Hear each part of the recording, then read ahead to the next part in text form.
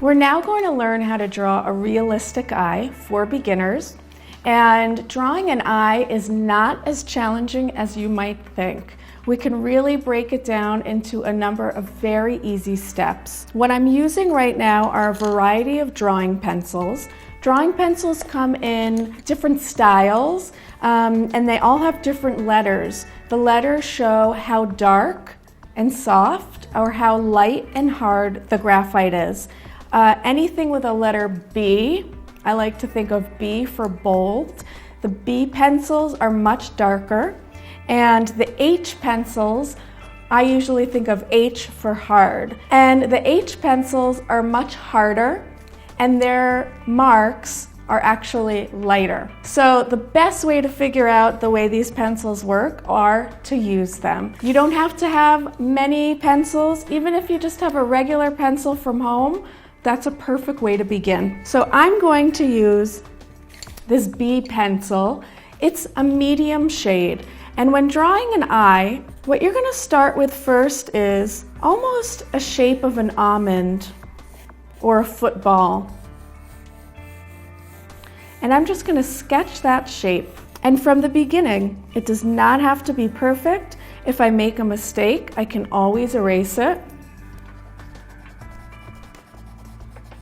You're always going to make changes when you're drawing, so there's no need for it ever to be perfect. And the most important thing is to use your own creativity, to experiment and to have fun. Now, the only area I didn't finish this almond shape is the inside of the eye. Everyone on the inside of their eye has this little form, the tear duct. And the shape is almost like a combination of the letter U, sideways, and the letter V. It's not exactly a U, it's not exactly a V. It's a little bit of a combination. It's like a V, but with the bottom of it being like a U. It's always great when drawing to have an area on your paper where you can experiment. So not everything has to happen right in the main drawing. Sometimes people will have an extra piece of paper where they can practice their sketching or practice making a shape or making a line, and I highly, highly suggest this. As a beginner drawer, I would suggest just practicing this type of shape to start. Your next step is going to be the center of the eye, which is basically a perfect circle, but we don't actually see the entire circle. Typically what we see is most of that circle, but not the top. So I'm going to sketch that right in. And again, excellent on the side to just practice drawing a circle. If you need help drawing a circle, you can always find something that is circular and you can trace it. Now inside of that circle is the iris. Again, another perfect circle. Typically, it's a little higher. It's not exactly in the middle. So I'm going to draw that. Now, my next stage is that every eye has a crease. If I close my eye, there's a crease right on top. Now, every eye, again, there are no two eyes from different human beings that are the same. So you really want to focus on the uniqueness of what you're drawing, and you want to bring in your own creativity, your own self-expression. So I'm going to draw this crease, and you can notice that instead of doing just one solid line, often I'm making almost little sketch marks. So almost like little dashes that all connect with one another. Now you can hold your pencil in a couple of ways.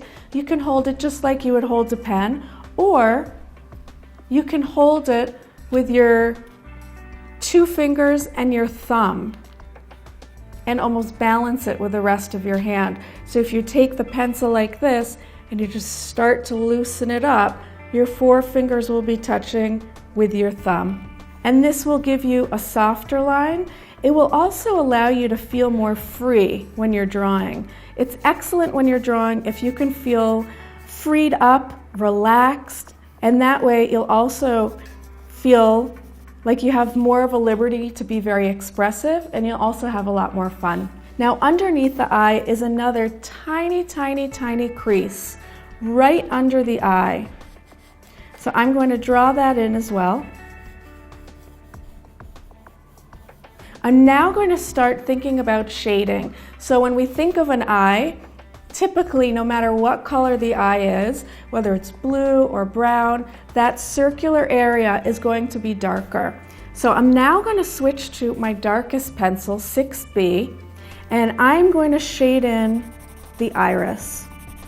I'm using the side of the pencil in a diagonal motion.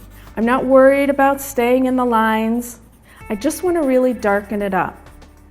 And now I'm going to go around that eye. I'm just going to draw a little bit of a shape. And it could be any shape. It could be a little square, it could be a little circle, it could be almost squiggly. This is going to be the reflection in the eye. So I'm not going to shade in this area, but I'm going to shade in everything else. And you can see I'm going very fast. Doesn't have to be perfect, doesn't have to stay in the lines. Now I'm going to just use the tip of my pencil and bring in that dark outline again. I'm now going to just focus on, if you look at an eye close up, and I would suggest even looking at your own eye in the mirror, there are these lines of detail that come from the iris out to the edge. So I'm going to bring that in. It will allow your drawing to have a little more texture, and it will just look a little more interesting. And then I'm going to come in once again with my pencil. This time I'm going to switch pencils. I'm going to use a 2B, which is like a medium dark shade. And I'm going to start shading just around the outside rather than everywhere. This time I'm using the tip of the pencil. It's very much like coloring with a crayon, but this time I'm using a pencil. So, as an example, just back and forth, back and forth. Try to do it perhaps on another piece of paper and see how fast you can go.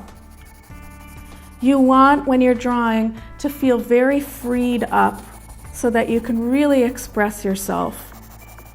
The whole goal of drawing, the whole goal of creating art is to nurture your creativity and to have a way that you can really express yourself authentically. I'm just going to darken that iris a little more. I'm pressing a bit harder with my pencil.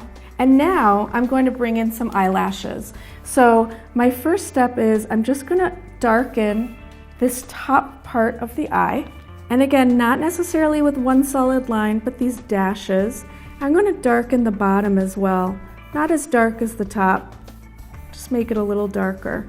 Now with the eyelashes, your eyelashes are going to be these lines, almost like a wisp. So you can even practice with your wrist. Something like that.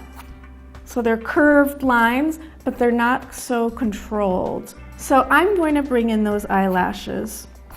And again, just these wisps, these wispy lines coming from that top line of the eye.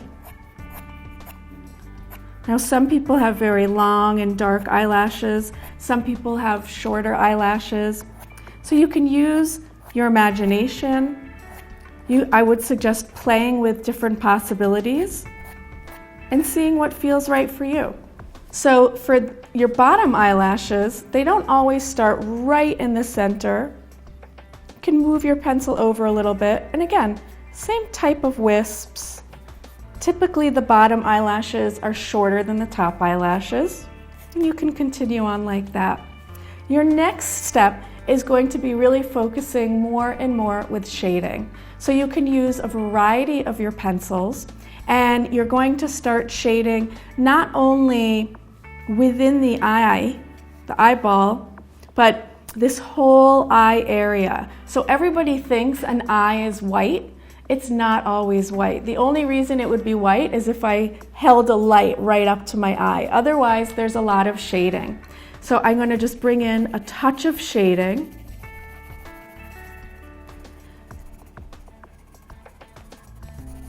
And again, the side of my pencil, just moving very quickly. I can use my finger to blend in some of the pencil.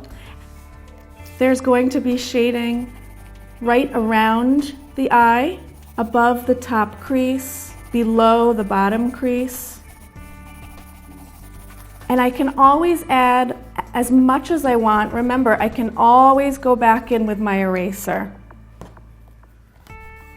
And then my next step would be more detail to the eyelashes. So typically when drawing eyelashes, you don't necessarily see every single eyelash. So really what you're wanting to just show is a certain amount of motion, a certain amount of movement. It does not have to be exact.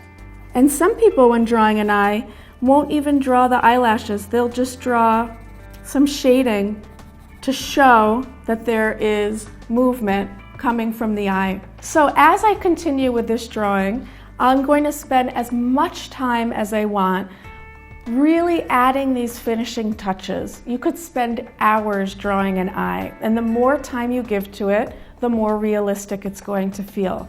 But remember, you really want to break it down into these basic shapes and then really focusing on your shading. And your shading is, again, it's very simple. Think of years ago coloring with crayons, but now you're using pencil.